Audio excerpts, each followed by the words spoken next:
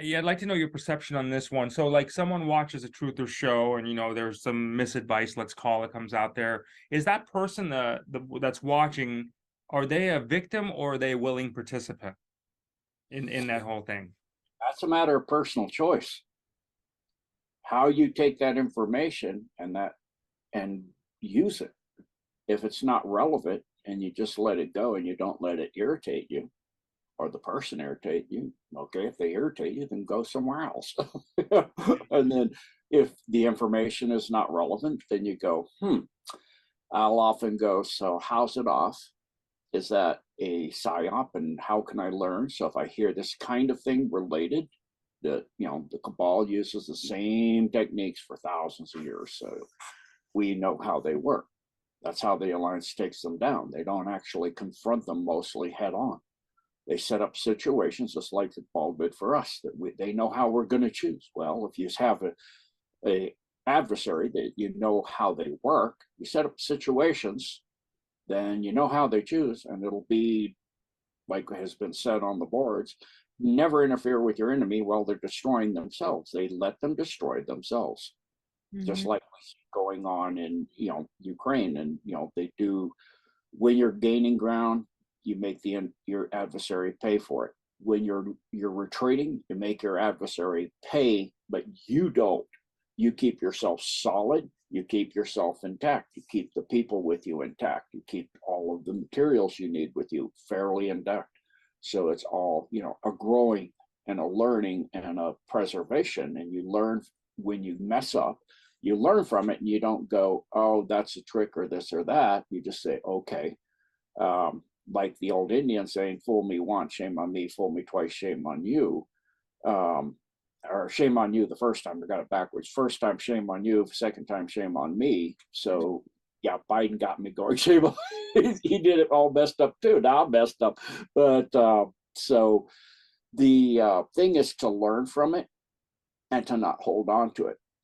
And some of the things that are hard will actually make something you can hold on to make you strong, like a seed growing up under a rock, and it grows around, becomes a mighty tree, and then the huge winds come, and it's got this massive rock it grew around over 20-30 years in many directions, and that massive rock is now a support system for that tree. It holds it in place, and all the other trees get blown down, but that one doesn't, because it had the tree doesn't look at the rock as a problem. It just looks at it as an obstacle to move around and to become strong around. It doesn't look at it's not so much holding on to us, it's just gone around it. But now that situation that was a obstacle is now been incorporated as a strength, as a foundational strength. So when you have an event in the past, use it as a foundational strength that you grew around, you learn from, and you can hold that knowledge you gained from it as a foundational strength, so that in the future that there may be a rock fall from a cliff near it, and it'll put feelers out and go, that's a huge piece of rock, I'll just not even grow over there, rather than trying to grow around this thing that seems so immense. That's beyond my purview to go to that point, so I'll just go over here instead. Same thing with truth, and a person. If that doesn't fit and it's too immensely not resonant, not in your path, you just go somewhere else. And then what you can grow around and hold on to and use, whether it's negative or positive, you just say, okay, I can use that, and I can use that as a foundational strength in who I am. And that's how ascension works, is the process of incorporating information and going where you resonate and what makes you strong, and not deal with what is beyond your capacity to deal with. And you'll grow to the point where sometime in some level of existence, that won't be beyond your capacity. I mean, things that we all started school, and I can remember trying to figure out algebra.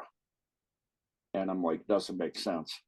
Still now, doesn't make sense. now that, for me. yeah, now that to me is like so rudimentary, it's beyond comprehension. Even calculus, I'm going, wow, that's pretty rudimentary. Good for you. That's a good one. Hey, do you think Not this my do you thing. think this has to do with the fact that people continue to fall Idolize into people? fall into these traps because they don't really want to know the real truth, because if they feel like they know the real truth, then game over. Life as Mhm. they know it's over. Like, why bother? Do you feel like this kind of makes them feel like, in some weird way that, okay, if I still stay confused and unaware or really uneducated about it, and maybe not thinking in terms of that way, that it'll still let them stay here longer on this in the way that they live, versus being like, once I know the truth, then what's the point? Why, you know what I mean? Are they afraid to know that way? Do you think that's what keeps them just still going at this level? Or, I'm going to tag on that for a second, Gene. Or are they remaining at that level because they think the magic wand is coming to make everything better and they don't have to do the inner work themselves to get them there? So yeah, this is all tied together. Is ties to what you said earlier, April, about the house of cards that's all falling apart. They've been taught to be victims. People have incorporated victimhood to a point where even if they start going after the truth, then they go into the flip side of becoming a martyr. And martyrdom isn't ascension or helping anyone either, because you remove yourself from the situation and you teach others that's how you fix a problem. That's not how you fix a problem. You fix a problem by standing up strong, being strong, and helping others so that you can deal with the problem and not get removed in the process. But in the situation of truth, it means you have to face the fact that you could be living in a house of cards, and that house then just needs to be blown down and build a house of brick, like the Three Little Pigs, right? Instead of a straw house, build a solid house based on truth and compassion and understanding and values of respect for others, because these are strong building materials. So when you face the truth, it's getting out of the victimhood and the martyrdom is the opposite side of that coin, and facing the truth that the house you live in may be a house of cards. In that case, it needs to come down. So let me ask you this. Should we, let's say, for example, I'm not a politician. Should I really be tuning into politically based shows? Because does it really mean, I mean, and I'm looking at it from that, should I intertwine, should I be so concerned about that Donald Trump is having a meeting with Putin on this particular date to discuss this particular topic? If I'm I mean, really, should I care? Yeah, you should actually become a polymath as much as possible. It means not funneling yourself to become a expert on narrowing material to the point you're an expert on almost nothing. You know everything about hardly anything at all.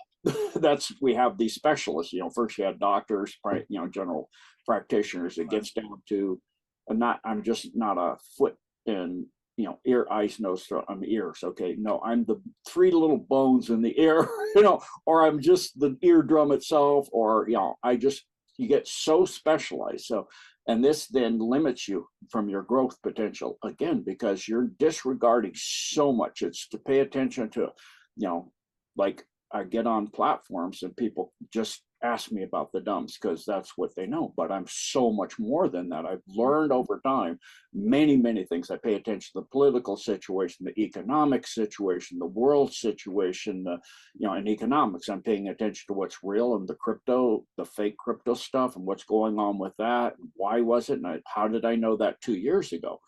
Logic, because I'm looking at how computers work, and I know basic, not that I'm anywhere near good at using them, but I know a basic of how they work and programming and all of this. And I watched it come up, the internet they built and all that. And I know of the basics. So knowing the basics on many things, I know basically how a car works, and I can build a car basically enough to make a car work. And then I can build a house, and I can do all of these basic things. I can grow a garden, I can create a wicking garden, I can do many, and they want you to be reliant on the system utterly. So this again, because you're narrowized into, you're trained in school to go out and get a job in a certain area as a specialist. You don't have a broad knowledge. You don't take a broad range of information in and learn a broad amount of material. And that doesn't allow you, if you don't do that, that doesn't allow you to see the interconnectedness of creation, God, each other. It gets you to the point where it's just you in your own little box, and you're not interconnected with everything, and you don't see the connections. But paying attention to politics and Trump's announcement, what's going on with Paul and Nancy and, you know, Pelosi's and Ukraine, and how that ties to this, and the economics in Europe, and how that ties to this, and the RAND thing I went through that I showed how they wanted to do this from the get-go, you know, 20, 30, 40, 50 years ago. And they were saying, you know, mushroom clouds over Ukraine in 2015 after the Maidan coup, and knowing some of the history of Ukraine and when it became Ukraine, and the Khazarian mafia, where they came from and what planet they came from and the places that blew up, and looking at the games. I'm not much of sports, but I looked at the games and I saw they're trying to rebuild the Tower of Babel and bring out the Baal bull, and, you know, they have the falling star. And then again, that ties to the, you know, the situation with the clouds and what planet they came from and all of this. And I'm like, if you don't see those interconnections, you don't. It's like the Who song, you know, meet the new boss, the same as the old boss. You know, hope we won't get fooled again. You know, Yeah, you won't exactly. get fooled again if you're learning all of these interconnections. That is a big Meet one. the I old hope, boss, right. I same as hope the we old boss. don't get fooled again, which could absolutely happen. So that's the whole thing. I mean, you have to really stop and reflect about what we've already been through and what we were anticipating with what was exactly didn't happen. So to repeat that cycle again could be very probable, and we could be in that same exact position again. So if you are not using discernment, and from the words of Kristen W., and if you're not thinking for yourself, you are, or we are as a collective, going to be right back where we started from. Hey, you know, Gene, if I came to this planet and I met you and you said, okay, you're about to watch a bunch of stuff. It's called the internet. Okay.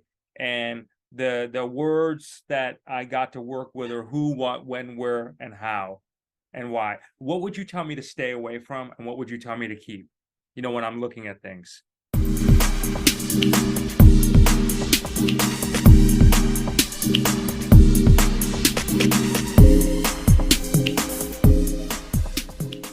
I know, now I'm gonna cry.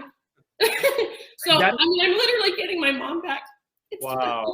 Yeah, it's beautiful. I was losing her, so, you know, for whatever reason, whether it was because of 3 of these or not, I'm getting my mom back. Oh, God bless you, I'm Julia. so grateful. Wow. And you're crediting it to this, or there's a big part of that? You really are? It started happening when this started happening. Wow.